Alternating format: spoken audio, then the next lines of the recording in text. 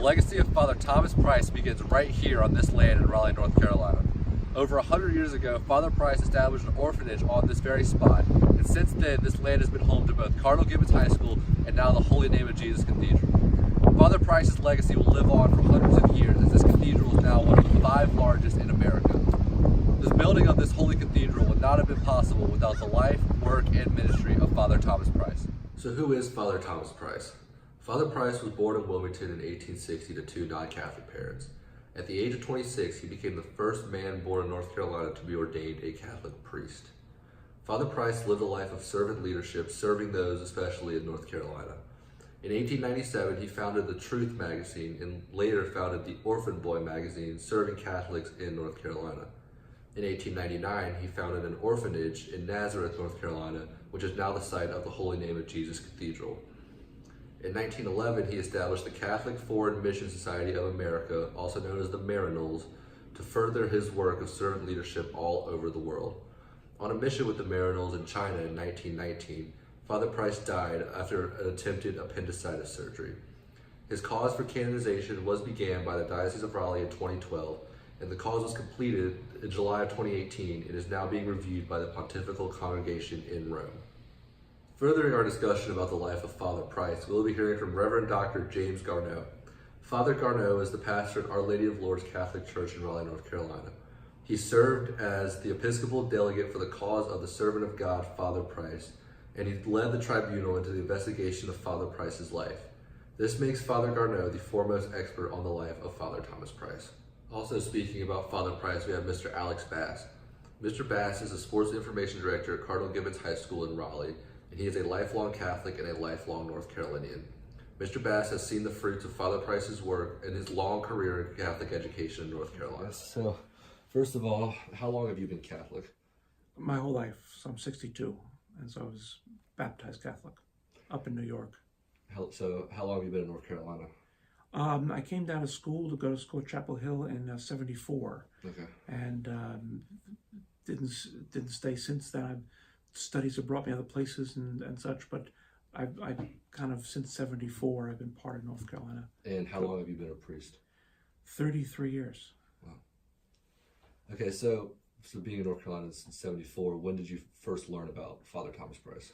I think I learned when I was a freshman at Carolina. I went to church, I met some priests, I had heard about him, I read a little bit, and there were references from some of the older priests that I had met, and so he was a known factor. So how long have you been Catholic? 39 plus years, my whole life. I was baptized a Catholic at 7 weeks old in January 1979 at St. Joseph Parish in Raleigh, where I still am a parishioner. So you've been in North Carolina the entire time? Yes, I'm a cradle Catholic. All right, so when did you first learn about Father Thomas Price? Well, as a Cardinal Gibbons graduate, been fortunate that one of the neat things is, so here on the current Cardinal Gibbons campus, if you look on our gymnasium floor, it bears the name Father Thomas Price Gymnasium. That's a historical connection to the Western Boulevard campus, where the name of the gymnasium was Father Thomas Price Gymnasium. So I graduated from Cardinal Gibbons in 1996, obviously on the Western Boulevard campus. So I was very familiar with Father Thomas Price Gymnasium, and one of the local councils of the Knights of Columbus was the Father Thomas Price Council. So I knew about Father Price for many, many years. So of course, all of us as high schoolers, so we play in this gym, Father Thomas Price. Okay, who is this man? So many, many years. I think it's important to look at, and I think the one tangible thing we can take away is it's important to look at how his ministry touched all kinds of people. With the orphanage, those who for whatever reason were not connected in physical space with their parents or families. with the work that he did, the founding of the Maryknolls and going over to China.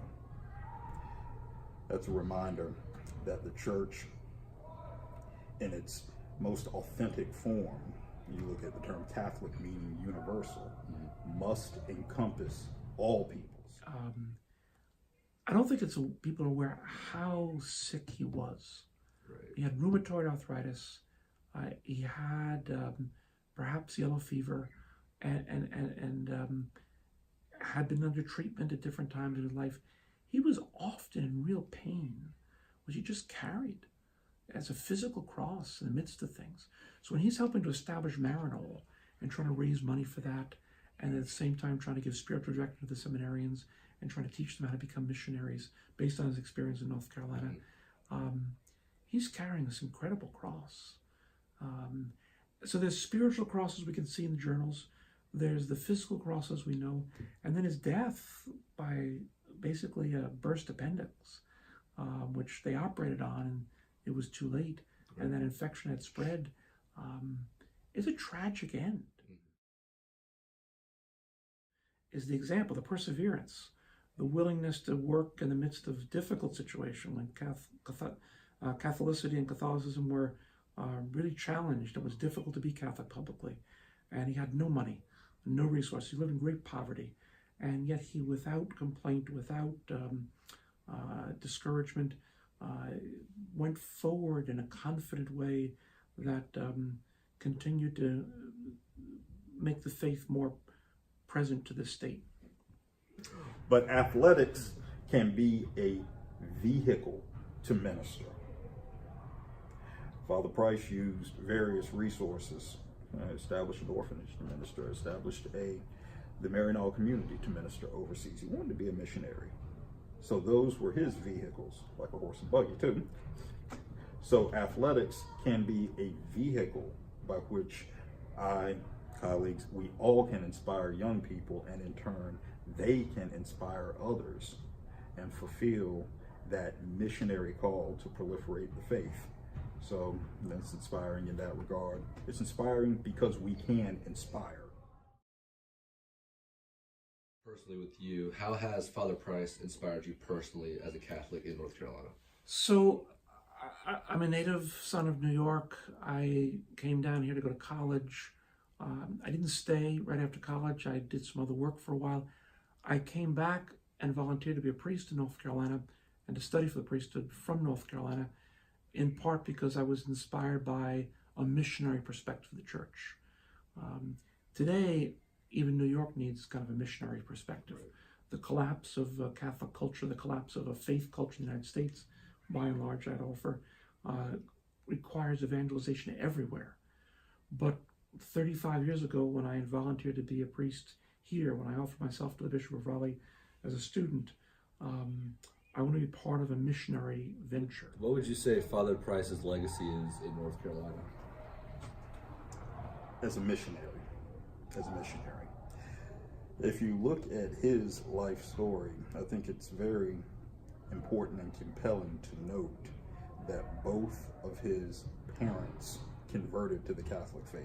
Right. That speaks to our responsibility to evangelize, to proliferate and grow the faith.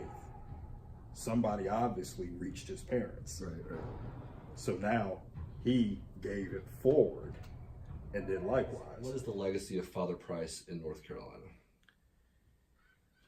Price is a historic fact. So you have the first native-born priest serving in North Carolina. He's a founder, co-founder of something much bigger than North Carolina, with Maryknoll, and kind of a missionary spirit the United States was embarking on at the turn of last century, and became very strong. And so his example is probably stronger than the ongoing reality. What would his canonization mean for you? That the church recognizes a diocesan priest who gives it his all for the sake of the people and for the sake of the establishment of the church in a place that that Christ isn't known and the church isn't known. That's a great encouragement. Religious communities have systems of making their founders and members saints. That's why you have a lot of religious communities that have a good number of saints. Diocesan priests serve, get transferred, die, and there's no movement of memory. It would be a memory for us, in a sense, in the person of Price. That anywhere in the world, there are holy people among us. It's important for people here at Cardinal Gibbons High School, people here in Raleigh, North Carolina, people in South Carolina, Georgia, in California, in China, where Father Price ministered, to realize that we are called to be holy. We have exemplars of holiness among us whom we can strive to emulate, and we must persevere to get there. So for the Church of Raleigh to have an exemplar, to be exalted in that fashion, most importantly, is a reminder to everyone, all peoples, regardless of age, ethnic persuasion, professional calling, that we are called to be holy, and holy people are among us. So let's follow let's follow their examples in our journey of faith. So what would St. Thomas Price mean for the state, the diocese, the Catholics in the state? I'd like to think that it reminded transplants that there was a Catholic Church here before you arrived, that this church never looked like New Jersey, Right. and it may not be destined to look like New Jersey, but there's a North Carolina Catholicism that's can be holy. That if that's incarnate in his life, then there's a North Carolina culture and a Catholicism that can be touched by the gospel and give life on a supernatural level. The life of Thomas Price is an example for all North Carolinians to follow. He exemplified what it means to be a Catholic in North Carolina, and if he is canonized, the world will see its first true North Carolina saint.